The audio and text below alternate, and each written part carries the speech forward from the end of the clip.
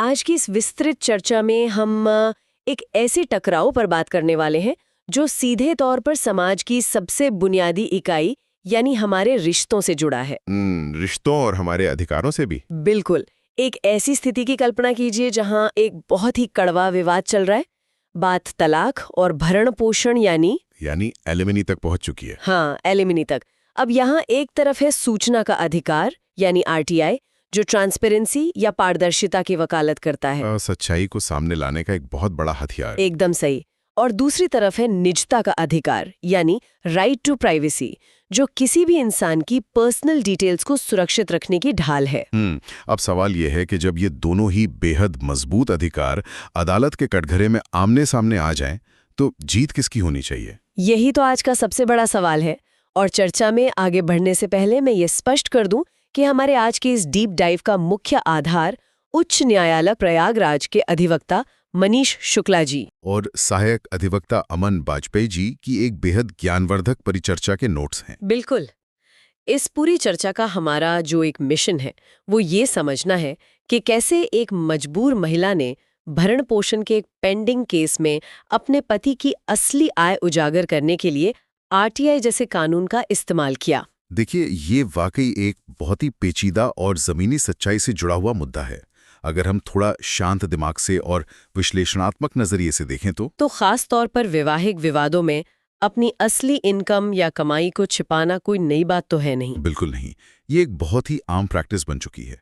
मतलब जब भी रिश्ते टूटते हैं और बात भरण पोषण तय करने की आती है, तो अक्सर एक पक्ष अपनी आय को कम से कम दिखाने की कोशिश करता है ताकि उसे कम पैसे देने पड़े। सही कहा। और ऐसे में आज हम जिस मामले पर गहराई से बात करने वाले हैं, वो कानूनी अधिकारों के बीच एक बहुत ही नाजुक संतुलन स्थापित करने का बेहतरीन उदाहरण है। तो चलिए बिना देर किए इस पूरे केस की गहराइयों में उतरते हैं। बात शुरू होती है सोनी कुमारी बनाम मुख्य कंपनी कमिश्नर केस से। हाँ, इस केस की शुरुआत एक बहुत ही क्लासिक कानूनी चुनौती से होती है। इस प्रकरण में पत्नी ने भरण पोषण के लिए कोर्ट में केस दायर किया हुआ था।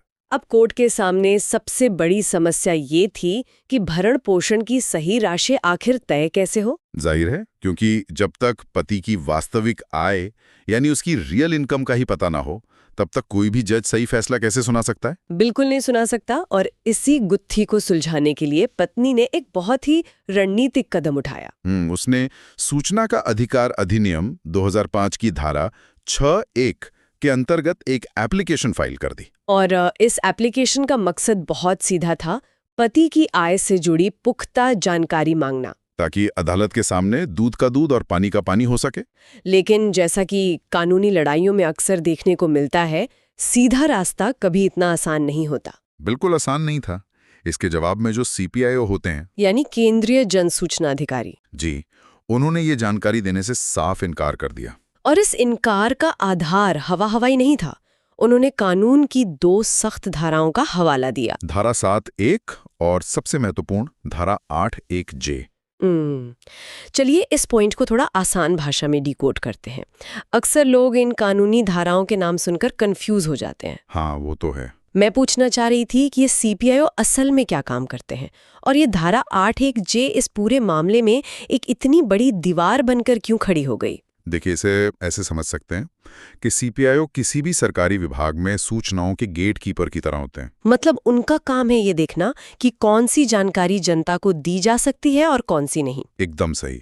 और उन्हें नियम कानून की बहुत ही सख्त किताब फॉलो करनी होती है। अब आते हैं धारा 8(1)(j पर, जो प्राइवेसी से जुड़ी है। हाँ, सूचना के अधिकार कानून की ये धारा मूल रूप से हम सभी नागरिकों की निजता यानी प्राइवेसी की रक्षा के लिए बनाई गई है। तो ये नियम क्या कहता है? ये नियम स्पष्ट रूप से कहता है कि कोई भी ऐसी पर्सनल जानकारी जिसका किसी सार्वजनिक गतिविधि या व्यापक जनहित से कोई लेना देना न हो, और जिसे उजागर करने से किसी व्यक्ति की निजता का अनुचित उल्लंघन होता हो, उसे किसी भी हाल में शेयर नहीं किया जा सकता। तो अगर मैं इसे एक आम जिंदगी के उदाहरण से समझूं, तो ये धारा 8(1)(j हमारे स्मार्टफोन के लॉक की तरह है। बिल्कुल, बहुत सटीक उदाहरण है। ये लॉक इसलिए है ताकि कोई भी अजनबी हमारा पर्सनल डेटा न देख सके।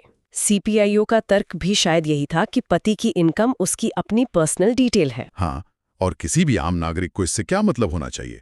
सरल शब्दों में कहें तो किसी की भी पर्सनल वित्तीय जानकारी, उसके बैंक खाते, उसका टैक्स, ये सब सार्वजनिक करना निजता का सीधा उल्लंघन माना गया है। कानून की नज़र में एक व्यक्ति की आय उसकी अपनी प्राइवेट प्रॉपर्टी की तरह है। इसलिए सीपीआईओ ने वो लॉक खोलने से मना कर दिया। लेकिन कहानी यहीं खत्म नहीं होती, क्योंकि जब सीधी तरह से बात नहीं बनी तो पत्नी ने अपील की प्रक्रिया का सहारा लिया। और यहीं पर हमारे स्रोत में एक और दिलचस्प प्रक्रिया का जिक्र आता है। धारा 11(1) की प्रक्रिया। हाँ, आरटीआई कानून में धारा 11(1) की प्रक्रिया बहुत ही रोचक और जरूरी है। ये कानून का वो हिस्सा है जहां तीसरे पक्ष यानी थर्ड पार्टी को शामिल किया जाता है।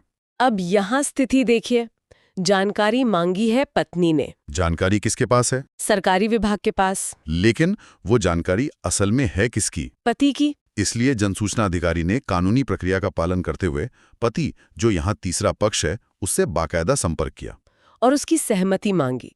पूछा गया कि क्या आपकी इनकम डिटेल्स आपकी पत्नी के साथ शेयर कर दी जाएं? लेकिन रुकी, लेते थम्मा अजीब नहीं लगता? एक तरफ पति पत्नी के बीच भरण पोषण का इतना कड़वा विवाद चल रहा है, दोनों एक दूसरे के खिलाफ कोर्ट में खड़े हैं, और सिस्टम उसी पति से पूछ रहा है कि क्या हम तुम्हारे खिलाफ इस्तेमाल होने वाले सबूत तुम्हारी पत्नी को दे दें? जाहिर सी बात है, वो इंसान क्यों राजी होगा? उसने तो साफ साफ इनकार ही करना था। बिल्कुल, और उसने इनकार ही किया। लेकिन सिस्टम को एक प्रक्रिया फॉलो करनी होती है। आप किसी की पीठ पीछे उसकी जानकारी ऐसे ही नहीं दे सकते। तो पति के इनकार के बाद मामला अगले स्तर पर गया। जी, प्रथम अपीलीय प्राधिकारी के पास धारा 19(1) के तहत अपील दायर की गई। लगा कि शायद यहाँ कोई रास्ता निकलेगा, लेकिन निराशा यहाँ भी हाथ लगी। प्रथम अपीलीय प्राधिकारी ने भी पूरी स्थिति को देखा और सीपीआईओ के फैसले को ही सही ठहराया। उन्होंने भी अपील खारिज कर दी। तो यहाँ आकर तो मामला पूरी तरह से एक डेड एंड लग रहा है। हाँ, एकदम एक बंद गली की तरह। एक तरफ महिला है जिसे अपना हक पाने के लिए, न्याय के लिए उस वास्तविक आय की जानकारी चाहिए, और दूसरी तरफ पूरा का पूरा सरकारी और कानूनी सिस्टम धारा 8(1) की प्राइवेसी वाली दीवार खड़ी करके खड़ा है। तो फिर ये केस पलटा कैसे? ये दीवार टूटी कैसे? असली कानूनी मंथन इसके बाद ही शुरू होता है। पत्नी ने हार नहीं मानी। ये पूरा मामला पहुंचता है केंद्रीय सूचना आयोग यानी CIC के दरवाजे पर। इसे धारा 19(3) के तहत दूसरी अपील के रूप में दायर किया गया। सही कहा। अब यहाँ पर जो मुख्य सवाल आयोग के सामने खड़ा हुआ वो बहुत ही बुनियादी लेकिन बहुत गहरा था कि क्या एक पति की आय संबंधी जानकारी धारा 8(1) के तहत पूरी तरह से संरक्षित है, यानी एब्सोल्यूट रूप से संरक्षित है?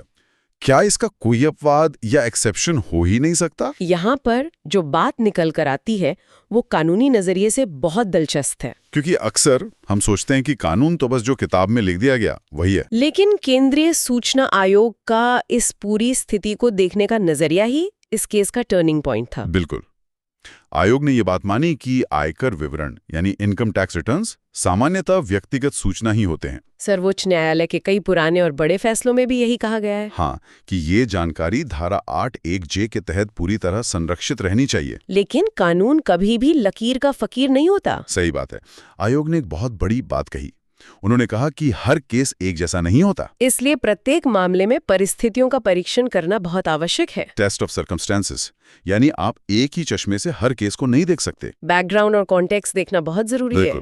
आयोग ने गहराई से पाया कि जब पति पत्नी के मध्य कोई वैवाहिक विवाद पेंडिंग हो और अदालत में भरण पोषण का फैसला पूरी तरह से इस एक बात पर टिका हो कि पति की वास्तविक आय कितनी है, तब इस जानकारी को सिर्फ एक निजी जानकारी कहकर फाइल बंद नहीं की जा सकती। कोर्ट को सही फैसला लेने में मदद मिले, न्याय हो सके।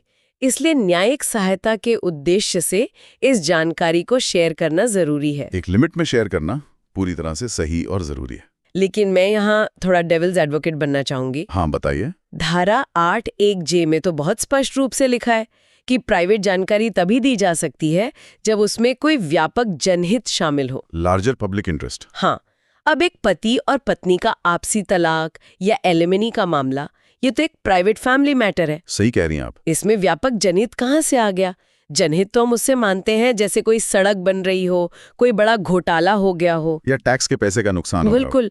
तो एक घरेलू झगड़े में लार्जर पब्लिक इंटरेस्ट कैसे हो सकता है? ये बहुत ही शानदार सवाल है और यहीं पर हमारे स्रोत के जो नोट्स हैं उनकी गहराई समझ में आती है। अच्छा। अगर हम इसे समाज के बड़े परिदृश्य से जोड़ें तो यही वो बिंदु है जहां न्याय प्रणाली की सोच में एक बहुत बड़ा बदलाव दिखता है। वो कैसे?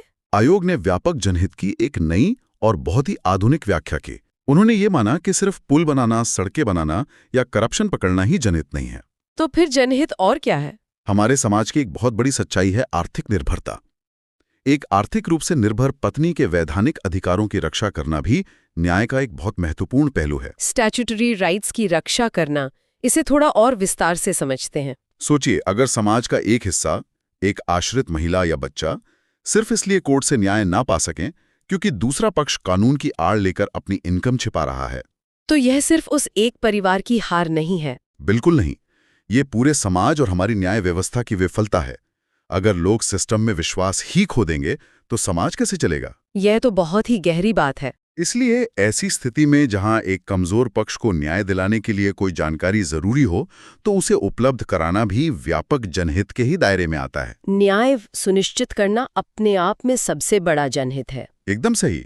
ये तो बहुत ही क्रांतिकारी नजरिया है। कानून की एक इतनी मानवीय और तार्किक व्याख्या सुनकर लगता है कि सिस्टम वाकई जमीनी हकीकत को समझता है। बिल्कुल समझता है। लेकिन इसके बाद एक और डर पैदा होता है। कैसा डर? अगर सीआईसी ने ये मान लिया कि पत्नी को जानकारी मिलनी चाहिए, तो क्या उन्होंने पूरा का पूरा इनकम टैक्स रिटर्न पत्नी के हाथ में सौंप दिया? ये सवाल बहुत वाजिब है। क्योंकि अगर ऐसा है तो ये प्राइवेसी के लिए एक बहुत बड़ा खतरा भी बन सकता है। बिल्कुल, और यही एक संतुलित निर्णय की पहचान होती है। आयोग ने सिर्फ भावना में बहकर कोई एक तरफा आदेश पारित नहीं किया। तो उन्होंने क्या किया? उन्होंने बहुत ही बारीकी से आदेश दिया और पति का पूरा आयकर रिटर्न देने से साफ मना कर दिया। ऐसा क्यों? जब जानकारी देनी ही थी तो आधी अधूरी क्यों? क्योंकि इसे एक व्यवहारिक उदाहरण से सोचिए। एक पूरे आईटी रिटर्न में सिर्फ इनकम नहीं होती। हाँ, और भी बहुत सी डिटेल्स होती हैं। उसमें यह भी होता है कि आपने कहाँ निवेश किया है, आपने अपने माता पिता के इलाज के लिए कितना मेडिकल क्लेम लिया है, आपकी लाइफ इंश्योरेंस पॉलिसी क्या है, या आपने कहाँ दान दिया है। अब भरण पोषण तय करने के लिए कोर्ट को इन सब जानकारियों की क्या जरूरत है? बिल्कुल नहीं है। कोर्ट को तो बस ये जानना है कि हाथ में कितना पैसा आ रहा है। एकदम सही। इसीलिए आयोग ने केवल शुद्ध कर योग्य आय यानी नेट टैक्सेबल इनकम उपलब्ध कराने का निर्देश दिया, या सकल आय का सामान्य विवरण। हाँ, भरण पोषण तय करने के लिए अदालत को सिर्फ इसी फाइनल आंकड़े की जरूरत होती है। बाकी सारी व्यक्तिगत वित्तीय जानकारी जो केस से जुड़ी हुई नहीं थी, वो अब भी पूरी तरह से सुरक्षित रखी गई। बिल्कुल। ये तो ट्रांसपेरेंसी और प्राइवेसी के बीच अधिकारों का एक बहुत ही बेहतरीन संतुलन हो गया। बहुत ही शानदार संतुलन। लेकिन एक सवाल अभी भी दिमाग में आता है। पूछिए। क्या इस फैसले के बाद ये एक स्लिपरी स्लोप नहीं बन जाएगा? स्लिपरी स्लोप मतलब कल को कोई भी रिश्तेदार, पड़ोसी या अलग रह रहा जीवन साथी सिर्फ अपनी खुन्नस निकालने के लिए आरटीआई लगा देगा कि मुझे फला इंसान की इनकम जाननी है। हाँ, या सिर्फ अपनी जिज्ञासा शांत करने के लिए। तो इसे रोकने के लिए क्या कोई उपाय है? यह एक बहुत ही क्रिटिकल पॉइंट है। कानून का काम सिर्फ एक तरफा अधिकार देना नहीं है, बल्कि उस अधिकार के गलत इस्तेमाल को रोकना भी है।